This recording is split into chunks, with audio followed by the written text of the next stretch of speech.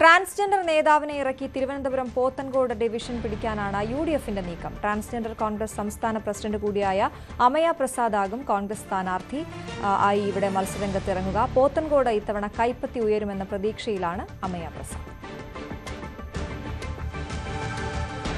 തദ്ദേശ തെരഞ്ഞെടുപ്പിൽ ആദ്യമായി പാർട്ടി ചിഹ്നത്തിൽ ഒരു ട്രാൻസ്ജെൻഡർ സ്ഥാനാർത്ഥി മത്സരിക്കുകയാണ്. മറ്റാരുമല്ല, തിരുവനന്തപുരത്തെ പോത്തൻകോട് ഡിവിഷനിൽ നിന്ന് ട്രാൻസ്ജെൻഡർ കോൺഗ്രസിന്റെ സംസ്ഥാന പ്രസിഡന്റ് കൂടിയായ അമയ പ്രസാദ് ജനവിധി തേടുകയാണ്. ഒരുപക്ഷെ സംസ്ഥാനത്ത് ആദ്യമായാകും ഒരു പാർട്ടി ചിഹ്നത്തിൽ ഒരു ട്രാൻസ്ജെൻഡർ ആക്ടിവിസ്റ്റ് സ്ഥാനാർത്ഥിയാകുന്നത്. എന്തായാലും അമയ നമ്മളോടൊപ്പം ചേരുന്നു. ഒരു അഭിമാനിക്കാവുന്ന കാര്യമാണ്. കാരണം വലിയ തരത്തിൽ തർക്കങ്ങളാണ് സീറ്റിന് വേണ്ടി. അതിനിടയിൽ നിങ്ങൾക്കൊരു പരിഗണന നൽകാൻ പാർട്ടി തയ്യാറായി എന്ന് പറയുന്നത് തന്നെ എങ്ങനെയാണ് നോക്കിക്കാണുന്നത്? തീർച്ചയായിട്ടും വലിയ കാര്യം തന്നെയാണ്. പാർട്ടിയിൽ ട്രാൻസ്ജെൻഡർ കോൺഗ്രസിൽ വന്നിട്ട് ഇപ്പോൾ 8 വർഷത്തോളം ആവുന്നുണ്ട്. പാർട്ടിയുടെ ഫൗണ്ടിംഗ് സമയം മുതലേ ഉണ്ട്. പിന്നെ ജില്ലാ പ്രസിഡന്റായി, പിന്നെ സ്റ്റേറ്റ് വൈസ് പ്രസിഡന്റായി, ഇപ്പോൾ സംസ്ഥാന പ്രസിഡന്റ് 8 മാസം കൊണ്ട് ഞാൻ വർക്ക് ചെയ്യുന്നുണ്ട്. പാർട്ടിയിൽ നല്ല സജീവമായി നിൽക്കുന്നുണ്ട്. അപ്പം രാഷ്ട്രീയത്തിൽ നമ്മുടെ കോൺഗ്രസ് പാർട്ടിയിലെ നേതാക്കന്മാർ ഇപ്പോൾ കെ സി വേണുഗോപാലായിരുന്നാലും Ramesh Chennithala sir, V D Satheesan, അതുപോലെ തന്നെ എല്ലാവരും, ഇപ്പോൾ നമ്മുടെ DCC പ്രസിഡന്റ് ശക്ത സാർ, മുരളീധര സാർ, ഇവരെല്ലാവരും നമ്മൾക്ക് വേണ്ടിയിട്ട് എല്ലാ കാര്യങ്ങൾക്കും സപ്പോർട്ടായിട്ട് നിൽക്കുന്ന നേതാക്കന്മാരാണ്.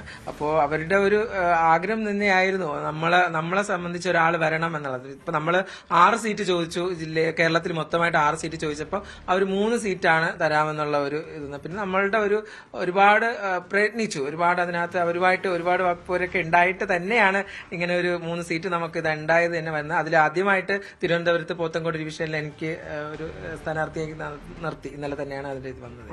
ഓക്കെ, ഇതിൽ എടുത്തു ചോദിക്കേണ്ട കാര്യം, നിലവിൽ LDFന്റെ ഒരു ഡിവിഷനാണ്, LDF സീറ്റാണ്.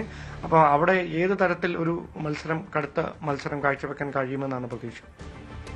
നല്ല രീതിയിൽ LDF സീറ്റാണെന്ന് പറഞ്ഞാൽ അവിടെ LDFിലെ എല്ലാ ജനങ്ങളും അവിടുത്തെ ഇപ്പോഴത്തെ ഭരണം തന്നെ എല്ലാവർക്കും മനസ്സിലാവുമല്ലോ, എന്താണ് LDF സർക്കാർ ചെയ്തുകൊണ്ടിരിക്കുന്നതെന്ന് എല്ലാവർക്കും മനസ്സിലാവുമല്ലോ. അപ്പൊ തീർച്ചയായിട്ടും അത് അവർ മടുത്ത് കാണും. അപ്പൊ തീർച്ചയായിട്ടും ഒരു കോൺഗ്രസ് സ്ഥാനാർത്ഥി വരണമെന്ന് അവിടുത്തെ ജനങ്ങൾ തന്നെ വിചാരിക്കുന്നുണ്ടാവും. തീർച്ചയായിട്ടും അങ്ങനെ ഒരു സമയത്തേക്ക് എന്നെ തന്നെ സ്ഥാനാർത്ഥിയാക്കിയതിൽ സന്തോഷമുണ്ട്. അപ്പൊ പ്രചാരണം എങ്ങനെയാണ്? എപ്പോഴാണ് അവിടെ ഒരു ആക്റ്റീവായിട്ടുള്ള പ്രചാരണം തുടങ്ങുന്നത്? തീർച്ചയായിട്ടും ആക്റ്റീവായിട്ട് നല്ല രീതിയിൽ തന്നെ പ്രചരണം ഉണ്ടാവും. ഈ പാർട്ടിയുടെ ഭാഗത്തു നിന്ന് പ്രത്യേകിച്ച് നേതൃത്വമടക്കം ഈ അവിടെ നിങ്ങളുടെ പ്രചാരണത്തിനായി പ്രത്യേക എന്തെങ്കിലും ഒരു ഫോർമാറ്റ് തയ്യാറാക്കുന്നുണ്ടോ? നേതാക്കളൊക്കെ ഈ പ്രചാരണത്തിന് എത്തുന്നതുമായി ബന്ധപ്പെട്ടോ അങ്ങനെ എന്തെങ്കിലും?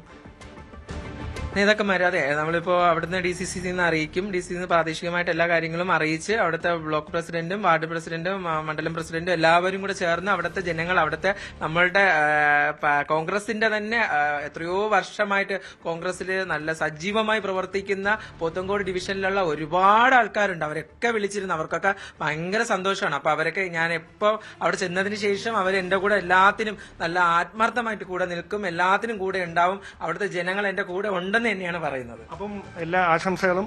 പോത്തൻകോട് ചരിത്രം പറയട്ടെ. ക്യാമറമാൻ അരുണിനൊപ്പം ഡാൻ കുര്യൻ, News 18.